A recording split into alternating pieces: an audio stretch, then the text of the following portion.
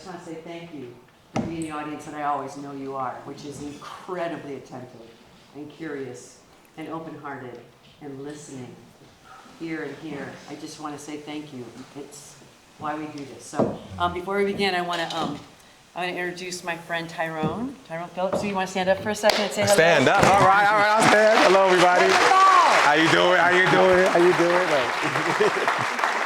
Thank you. Tyrone runs a theater, well, he does many things. He directs all over and is a bringer of joy wherever he goes. That is above the title and a brilliant director and works and runs a theater that is in the South Side, Chicago. You want to talk a little bit about Definition? Yeah, Definition Theater. I'm the founding artistic director. We're 12 years old, and I started that out of the University of Illinois, Urbana-Champaign. We were great. Had some fans in the audience, yes, some alumni. And to say, Nathan is also an alum for that university, so that's something we share. And so, yeah, the theater company, it really was born out of looking at the arts industry and realizing that people of color were allowed to be on stage, but we were missing backstage. We were missing in decision-making roles as designers and creatives. We were missing in the staffs of theaters where people can have families and be artists, right, and live a full life. We were missing there. We thought it was a Chicago problem and then really quickly recognized it was a national problem. And so our mission was to come together as an ensemble of artists to prioritize equity in the fine arts industry. So we do that, by telling new plays, old plays, bridging the gap between film and theater. Our community also is a really core part of the pandemic happened, right? And so we had to figure out, how do we support if we can't tell a play, right? How do we engage? And so from that, 3 new programs were born. So we're a theater, we're a community center, and we're an entrepreneur incubator, kind of the 3 pillars of our organization.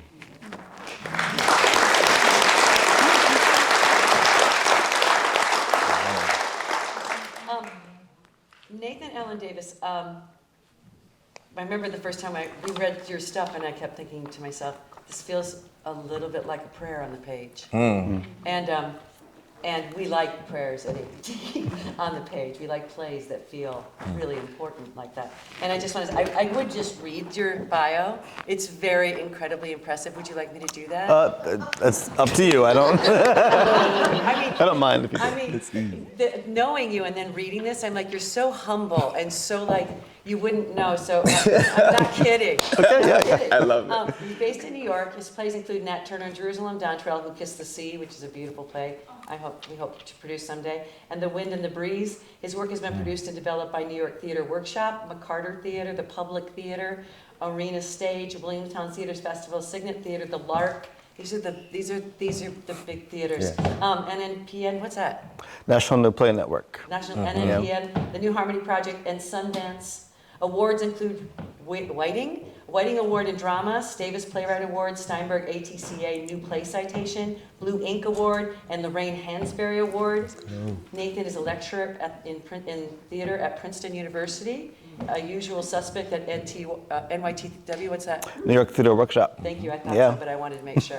And in 2016 graduate of Juilliard's Lila Atchison Wallace American Playwrights Program. MFA Indiana University and BFA University of Illinois. Let's go. So all that's to say that Nathan's not very bright. Sorry. Hey. Easy. That was easy. No, I'm just in awe and I'm just so honored you came out to see us and see this play and visit us in the woods here. And I just want to jump in and say, all around this play, you guys being from the same university, do you guys go to school there at the same time? Different times. You just went back and you just came back and did his play? Yes. Okay, you want to tell that story? Oh, man. So talk about that story. Dontrell, Who Kissed the Sea was a full circle moment. I didn't know Nathan before picking up the play, but to say the poetry drew me in very much like this play. The spirituality of it and the connection of asking questions of what it means to be a black body was very prevalent, and it was also during the Black Lives Matter movement. So to be in a university with artists studying to find themselves and then dealing with our real world, right? Quickly we said, how does the art have conversation with big ideas, right? How do we change minds? How do we move hearts, right? So quickly, that play, man, to work with those students, it's all about, a guy, it's weird to talk about the play, but he's here. You tell us about the play. Wait, you But should- it's all, yeah, you want to tell Oh, us you're about right. what No, it's just about? No, it is your story. That's important. It's your story. What did you say Don Cherry is about? Don Felgus, let's see, is a young black man from Baltimore who has a dream of a distant ancestor lost in the Middle Passage, and he decides he's going to go get him. So that's the play. Yeah, that's just the plot. That's the plot. Yeah. Small thoughts. He has dreams. Yeah, dreams that are calling him, and he's graduating. So yeah, it's a coming of age story. So it was, a full circle moment. I added a prologue to that because I also wanted to go from our current world and get them to where the play took place. And so similarly to this one, I remember Nathan first saw the show, and he was in the audience. I knew he was in the audience. Sitting across from me was in the round. And I said, oh my God, here we go. Oh, right, the words of his plays not start until like a minute in. Oh man, but I remember being so nervous and letting go, and at the end, what do you think? What did you think? I loved it. Tyrone is an amazing director. I mean, I could tell not only by that production was beautiful, but also the spirit of the cast and everybody around him, and just how everybody felt in the process was amazing. So yeah, and I felt fortunate that he was directing it, and I hope that we can do that play again somewhere sometime soon. But moving. It's a good play. I just think that the idea that this play starts with connection even between the two of you and the artist on stage as well, like their connection. I just feel like the play calls for a kind of beyond a professional work environment. This play today, this one. And how you take care of artists and humans in doing this work, right, is also really important. I think, man, I'm so fortunate to be in this room. I have to immediately put in Gavin Lawrence and Jimmy DeVita's name, right? Yes. These titans of actors, of artists, they're gonna beat me up for that. But truly, their craft and the intentionality, and in the beginning, right, Gavin has to decide to tell this story every day. It's intentional that before we start, he looks at every audience member and says yes to this story that day. Not just in the process, but that day. And so to take care of your psyche, right? It is not really fun to travel back in time for people of color usually. In America, I'll just be more specific. So to take on that responsibility, right, you also have to make sure you know where your joy comes from, where your renewal comes from, where you can face the next day and do it again. And so for me as an artist, leaving this space, leaving the rehearsal hall, and then going to the woods. There you are. There's something about the environment that is so prevalent in this play. We had to bring the trees inside, right? Couldn't even leave them out there. We had to bring them in.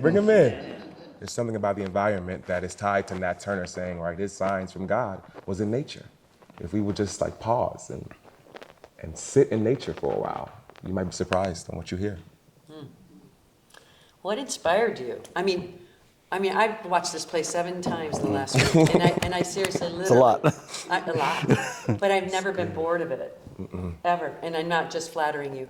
I every time I watch it, I hear something different. I hear another irony. I hear another thing that I thought I had all the white people thoughts in my head while I'm watching it, like I'm getting it. And then today I heard another one that I was blind to, that was ironic for the white person to say in the space. So it's just so layered and so complicated and so poetic and beautiful. And I cannot begin to imagine how your brain works. I swear. It's real. There's so many layers. You must come back and see it again if you enjoyed it today. I promise you. There's so many things that you hear. I started writing them down. That's why I went and got a piece of paper. I started writing them down. Can you just talk a little bit about, one, why this story? What inspired you to tell this story? Yeah. Let's start there. I have Sure, more yeah. questions. So. Well, thank you for those very, very kind compliments. Let's see. So, I'm a member of the Baha'i faith. That's my religion, and that faith began in the mid 1800s. And I think part of the inspiration is probably just my upbringing and coming in contact with the sacred writings of the Baha'i literature and the ideas and the poetry of those writings. But then specifically thinking about this time in history in the 19th century, I know from studying my faith and also other world religions, this was a time of great messianic expectation. People were expecting the return of Christ. They were expecting the Judgment Day. This is a worldwide, thing. And so when I came across the document, the Confessions of Nat Turner, which is a historical document, right, that exists, which is written by Thomas Gray and is said to be the words of Nat Turner. I was somewhat surprised at what I saw because Nat Turner wasn't really talking about the desire for freedom. He was talking about visions and mystical experiences, and basically what's in the play is a lot of that is in the confession, right? And so because of my understanding of what was happening at that time, informed by my faith and by everything else that I was thinking about, I just took that confession as truth. That's what he saw. That's what he was plugging into. These are the ideas that were happening. And so I wanted to just treat it as this is actually his thoughts. Now, of course, there's the layer of that Nat Turner didn't literally write the confession. It was written by Thomas Gray. There are some things in the confession that are so strange that it's almost impossible to make up. You know what I mean? Well, like the fact that he saw hieroglyphs on the leaves, the fact that he ran away for 30 days and returned, and all these different things that are just so odd. And to try to decipher why Thomas Gray would sort of like invent that, right? Especially, you have to really read the Confessions. I could talk about it forever, but it's a very compelling, very strange document, and I wanted to write something that in conversation with it. And I think the project I gave myself was to write a play where it's constrained by what we do know as the facts of history. So, of course, the situation itself is fabricated, but basically everything that is in the play could have happened and resulted in what we have, the document that we have, right? So I was very I tried to be as faithful to what history we could know as possible and use that as a guide. So, Lacking commentary. Lacking commentary. I just find your writing to be so, we read a lot of new plays here, and what we're always looking for here is plays full of metaphor, plays full of imagery, plays full of, two people sitting on stage talking is kind of our brand, right, a bit? Lots of stuff don't happen sometimes in the plays that we do. And how, the boldness of your language, does this come all from your appreciation for poetry, or from these documents, or where does you, I find the boldness in your language, the size and scope of your imagery, and your challenge to actors to make it true and full of drama. You either have faith in some actors out there, but where does it come from? Yeah, I studied acting at University of Illinois, so there's certainly that aspect of it. Shakespeare was definitely my biggest inspiration in terms of the playwright whose work I read and memorized and fell in love with the most, and that's always been a huge inspiration. And so, as I mentioned, just generally speaking, I have an appreciation for heightened language and poetry, and to me, it's everything. It's I love that. So why is it everything? What does it do? Well. Okay, so I think one of the things that makes theater a unique art form is that no matter the style of the play, an actor speaks and a world is created, right? They speak and the world we imagine of the play is formed in our minds as we're watching, and it's happening all in real time. And that's just magic to me. If you watch any play it doesn't have to necessarily be flowery language, but if you watch an August Wilson play, if you watch a Shakespeare play, there's something about the way that language is used kind of actively by the characters. I can't really describe all of the elements of it, but Yep. there's a sense of like, okay, these people are in real time needing something from each other, and they're also painting this picture, this vivid picture of the world around them. And to see it all happening at once, to me, it's just to cast this spell. And I love that. I love watching it. I love being present for it. So when I'm writing a play, that's what I want to do too. So good, right? Like, and when you pick up a play like this as a director, because what is this a uniquely different play for you, or is it like the plays that you like? You do all kinds of plays. I do, see yeah, you do totally all different kinds of stuff. stuff, but it is, I realize it is the kind of plays I do like to do, And right? why is And that? that it does ask so many questions of how we got to where we are. And it keeps, just uncovering the things that sometimes we get uncomfortable, but those are the questions that we got to keep asking. Otherwise, you repeat it, right? Right. And so, for me, the questions in this play alone. Like, name some. Oh for my you. God, are you kidding? I know, I know. Brenda, I all have of a whole them. bunch here. The real one, I think, which captures a lot of the play, and I think what's beautiful about meeting this man, Nat Turner, that is real. How do I go to heaven, right? Knowing my work here on earth is not done or not. I'm paraphrasing. What's the line? It's close. It's Does close. the work though. on It's earth close. has come to nothing? Yeah. What's the first? How can I go there in peace tomorrow? Yeah, peace tomorrow. How can I go? Yeah. You put a window within these prison walls, and even here you show me heaven. But how can I go there with peace tomorrow if my work on earth has come to nothing? Yeah.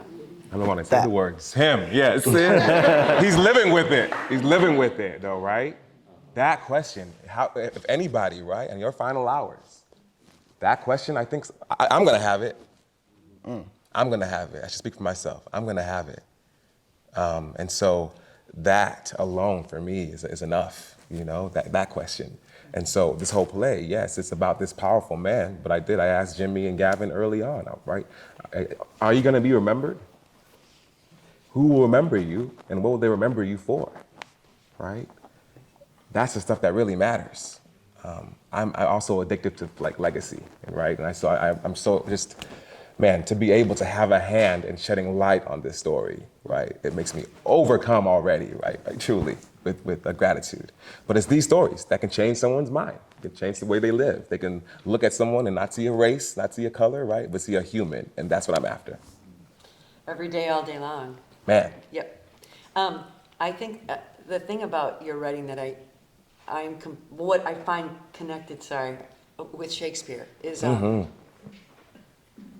I see a Shakespeare play with a villain, and I use quotes, a villain, and I see it and it's being done, and I see a human who has done these things. Because it's interesting. I was talking to somebody about the play, and they were like, I keep going back and forth between these guys. Like, we know he's terrible. And then all of a sudden, you have to realize that that's kind of terrible. But he's also broken, and he's also, and that kind of complication of the state of a human being that you resisted. And now that I know you're Baha'i, I understand a little better. But that you resisted the idea that there's every right for the black man to be angry all the way through this play and to be vengeful, even in this night, on this night. And I know it's not what happened, and we made this up. You made this up. You created this situation, right, of this confession the night before. But I just marvel at how you make me see them so completely as humans, with their own fears and their own blind spots and their own questions and their own, and I don't know, not very many writers in my experience now do that. Shakespeare does that, but do you know what I'm talking about? Yeah. He's not. What do you have to say about? You're gonna be like, yeah, I'm great. Yeah, I'm great. I'm like. He's wrestling. But if you want to say something, you can. I Just thank you. That's the hope. That's the hope. Yeah. whole humans. Do you know what I'm saying? Talk a little bit about the, Well, you're like, saying Shakespeare, that hiding language thing, but them being real people. I think that's exactly it. But Shakespeare also asks great questions. Yes. Shakespeare also, you can feel the outside world, even though it's in a private moment, right? I think, man, every monologue Gavin has, I think are epic Yes, movements, I know. right? This play, I don't even say scenes. I think this play has movements. Has movements, right? That's how we approached it. So I think that's a little bit of what you're talking about. It does, again, the epic questions and also wrestling with God out loud. Out loud, though, that part. it just makes me able to take in so much more. I mean, who do you write for? I'm looking at a sea of mostly white folks, and like, who do you write for? And how does that, are you writing for you? You just writing, and then who sees it takes away what they want? Yeah, I mean, I think mostly, like, I definitely want to write a play that I want to see, and I presume that people who come to the theater, no matter their demographic, they've come to listen, they've come to witness. So I presume that they're gonna like what I like. And it's not always true, like, you know, but that's one of the reasons why I feel so blessed and fortunate to be here, because I like to have a play like this presented for an audience that has this love of language, that is used to being able to sit in a play and accept, okay, they're talking for a long time, not a ton of, you know, action, as they say, whatever, you know. Different ways of action, manifesting action, but when the audience has the appetite for that, I think they can go in really deep places, and certainly, like, that makes it possible for the play to do what it's meant to do, and it's not always like an easy thing, you know what I mean, for the actors or directors or the audience, but when everyone's kind of on board and willing to make that leap. So I guess if I answered the question, I'm not sure, but like, yeah, like I write for me, being like, I love this. Will someone else like it too? Yeah, come on, guys. You want to talk a little bit about the idea of the writing, how complicated it is, and what that is to, like, when you stepped into the rehearsal with these guys, how do you start with a play like this? Oh man, following the argument Yes. was super important for us, and knowing, right, what was new in each scene. Like, why is each scene here? There's a reason, there's a method to it, right? And how do they connect? I think the beauty of this piece also having Jimmy, right, play two different roles. One man playing two different men, two different circumstances, but like different classes, we would say, we try for our production, right? But they're both being changed by interaction with Nat, right? And so that was also fun to discover, oh, what is that relationship? How is that growing and changing over this play? And then what is Thomas's relationship with Nat? And how is that growing? Right? Being very cognizant of what those relationships were, I think, is crucial. And the other part of Nat, you know, the part I never want to take for granted. If Thomas or the guard did not enter this cell alone at all, I think we still would have a powerful play. Right. Watching Nat in his final hours. Yes. Navigate. Yeah, God. I think that's enough, right? Yeah. So then, oh, here we go, right? Here we go. This man, here we go, right? What I love it when listening to you all listen to the play is how many times people are like, and whatever that impulse is, I'm all about that impulse. Whatever it's making you feel so much that you have, like, you don't know what to do, but Listening to it over and over again, the battle also between Thomas for sure and Nat. I remember sometimes in the room, the responses, I'm like, oh my God, I'm so sorry. It might feel inappropriate a little bit. Yeah. But it was because I could clearly hear, like, all of the tactics that America uses. Yes. I could hear them so clearly. All of the tactics that America uses, right, to confine, to, right, underserved, to say, oh, that neighborhood, no one's, why I care about that, right? I heard all the tactics so clearly. So that sometimes, it elicited sometimes laughter. I'm like, I'm sorry, Jimmy. It's just, man, it's too in your face. It's so, you know? it's so blind. Yeah. Like the whole speech about his own daughter to a man in chains. Like the complete, like whenever we talk about white privilege or like being completely biased and not being able to see what you can't see, to see that on display is really wildly powerful and so present today. And the conversation about the most powerful, prosperous nation Yeah, feels really present. well, God's will versus man-made law. That's like, right? That is so clear It's every so- time. And so not like in a way that you're like knocked Preaching over the head with or- it. yeah, It's contextualized in a way.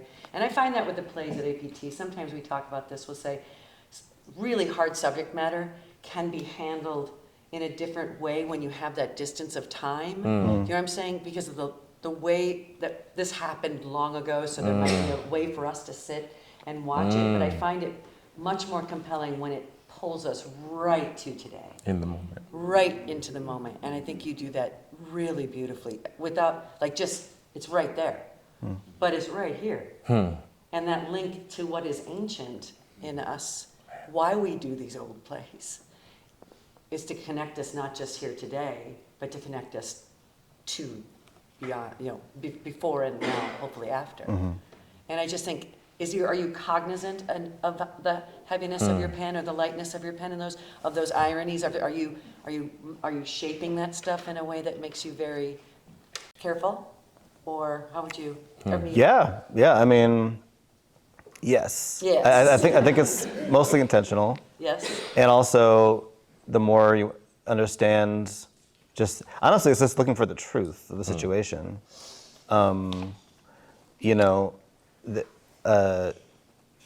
I feel like it's one of those things that, as an acting student, one of the biggest lesson that they kept imparting to us was tell the truth, tell the truth, tell the truth. I mean, theater is about the truth. So, yeah, to me, a big part of being a playwright or being a writer is you have to see the world accurately, or maybe accurately is a misnomer, but to see it clearly, and you have to be able to reflect your understanding, and I just think that when you're telling the truth, then those things are what you're going to see because they're there. So yeah. I just heard someone take a breath, like they had a question. Let me see, what else do I have on my page? The responsibility of writing about a historical figure. I mean, do you feel like do you do many biopics? Are This they was- part of yeah. your, I hope you will. Is it what you like, or is it something? This was the first play that I wrote like this. It's there's that's definitely a thing. It's definitely a thing. I'm not sure what to. I think Nat Turner. There's definitely the knowledge that this is a person who many people have an understanding of, or a mythology of, or an idea of. Definitely makes it. It makes it something. I don't know. There has to, there's going to be some level of perhaps. I guess for me it becomes about being able to not worry about the disappointment that might be there for people who have a different expectation or desire or view of who Nat Turner is. But obviously, to write any play, you have to write your version, your story.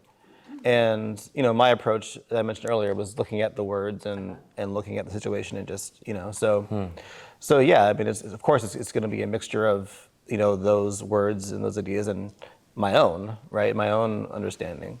But I think to write any play, whether it's I think that's part of the reason why I was really focused on let's know as much history as we can, because if I can know something that's true, I don't want to just pretend like it doesn't exist and it's getting in the way.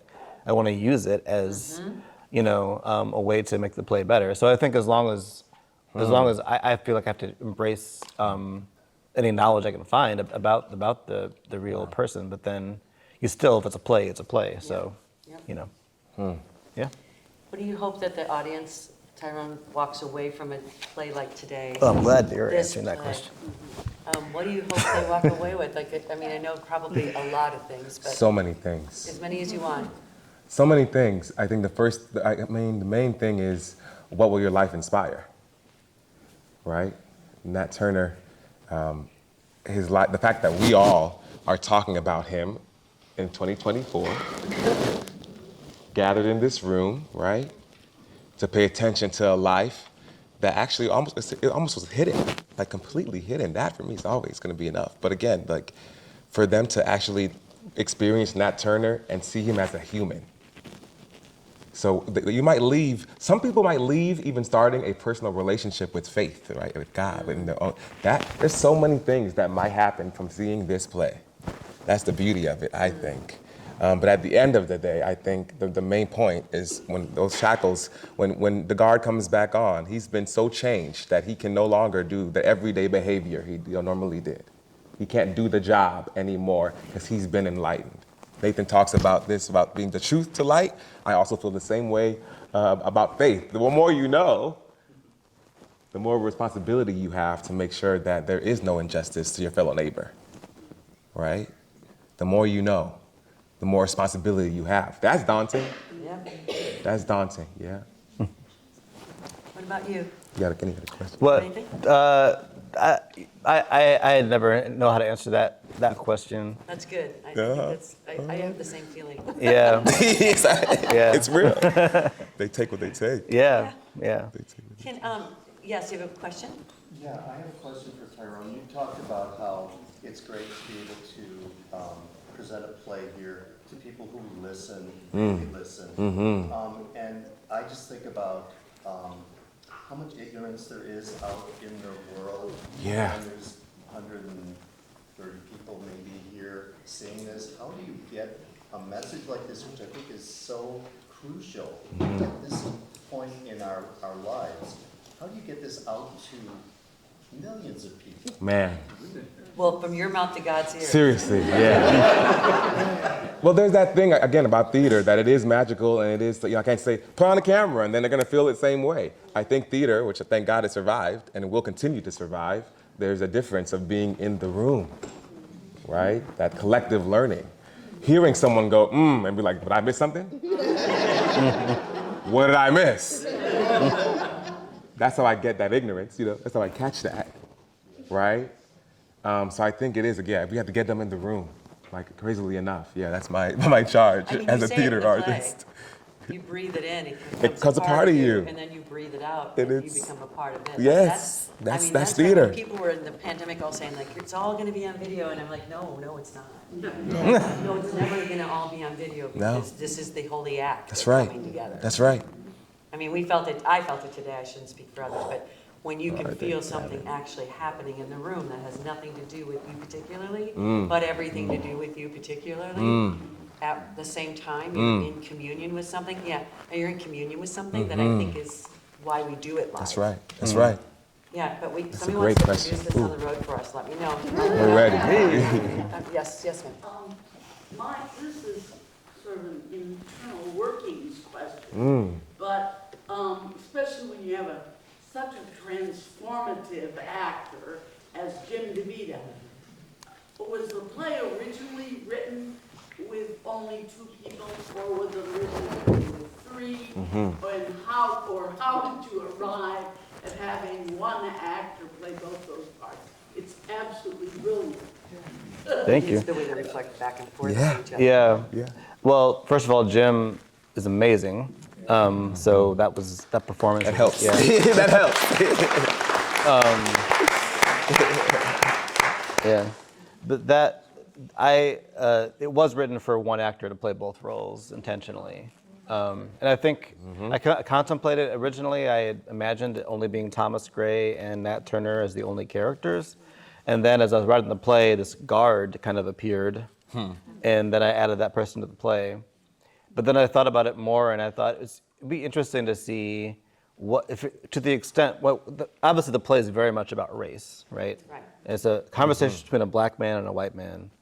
And what does it mean for a white man to embody these 2 different positions? And how does it reflect in those different positions? I was interested in that question.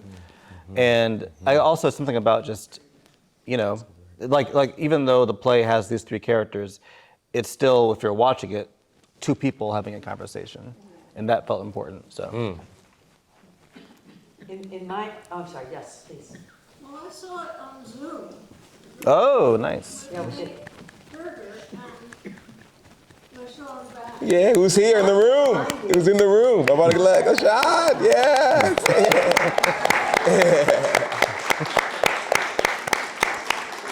She had no idea. I love it. And just those having those two boxes, and you could see their refrigerators and their. It was absolutely riveting.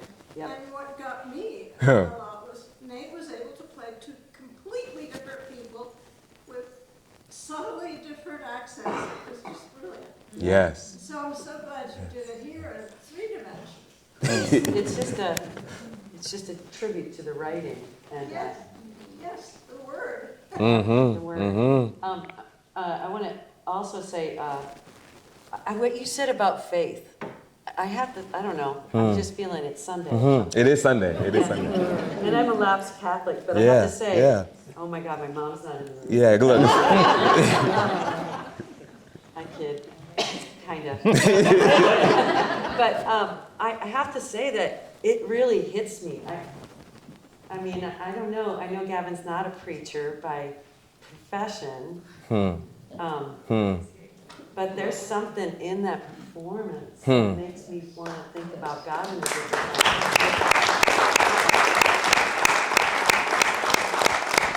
Like you say, he says, it must be a great comfort to you. And today somehow that hit me like it, oh, wouldn't that'd be great to have that, you know? I just want to say, like, I hear you when you say it has the possibility for transformation with faith. Of life. Right? Of life. Of life. How you live your life. Yes. Yeah. I was looking at the floor, and when you mentioned the idea that his story was almost forgotten, Yeah. it makes me think about how many other people of color lived in that cell, how many how many weeks, months, years, and I guess I was the question was maybe like whose idea was it to give the wear and tear to the floor, and like what the idea behind that is, because it does make you think what other people have been forgotten, Yes. what other people's Yes. stories have been forgotten in that cell. Just thinking about Nat Turner's story. Yes. Like all great stories and designs, it's a team of people, right, coming together to make it happen. But I have to say, our scenic designer, Nate, who is a resident here, was incredible in asking the right questions to lead us to how we get to this room. This is holy. I love it. Brenda, that was the best thing Brenda ever told me one time. This play is holy. And so figuring out how to present this in the right way, I think we talked about wood a lot and what that represents in American history. And all the different forms that wood actually shows up when you look at injustices. Yeah, and so unfortunately, yes, right on, there is a hit from the auction block to the, right, the only thing that we're missing is rope. We talked about it. Literally everything, chains, metal, anything you can use, right, to confine someone or try to confine someone's spirit, their body, their everything, right? So that rope we did not think we needed, but right, every other element you see, and so it was intentional. And again, for me, that direct connection of coming back to this theater specifically, Jack Johnson's story, to then Nat Turner, something's happening. I hope so. Yes, please, Mark. I was thinking about, I think this play was originally produced in 2016. And I was thinking about 2016, 2024, in many different ways. I enjoy your commentary. How does it land in that initial production? And, you know, what's the mindset and how it lands in 2024? Yeah. Well, it was actually a fall of 2016 as well. I remember there was a point at which the New York Times had called me to do to ask me questions about how I felt about the play premiering at the same time as the election between Hillary Clinton and Donald Trump, and I didn't give them a good enough answer for them to publish the story. Because all I could really say was, you know, the play is about how we got to this point, you know, and it's hard to draw like one specific thing and say, well, this is the meaning. I think what I see when I look at like the times we're living in is that we've reached a point of polarization where it feels very dangerous. It feels like not, and it's also a worldwide phenomenon that, you know, actually like the foundations of democracy, which we thought were very solid, are being proven not to be so. And I think when we're in a time of great turmoil, we have to look at how we got there. And that this play is trying to look at some of those questions. Yes. Brenda, I just have to say, probably for all of us, thank you so much. It was heart-rendering, it was overwhelming. The talent that both of you bring, that Gavin and Demi brought, and all the stage people, I mean, we are so blessed to have American players.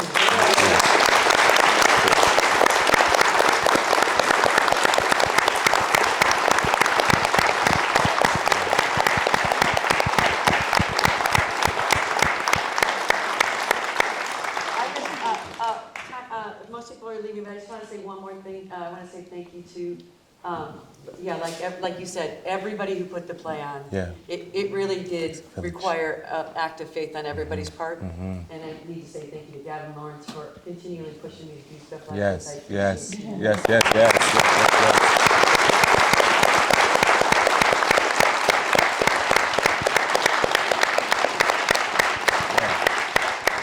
People say, like, what can I do? I'm just going to say, being here is something. Come back, bring someone, tell someone, please. This should be sold out. You say, how do we get it to everybody? Make sure you get a bunch of people to come. And like literally say it. Say it's important. And Something's make it happen, happening. because we need you to. We need you to. Not just us, but everybody. Appreciate you, and I appreciate you, man. I appreciate you too. Thank you so much. Thank you, Brenda. Thank you.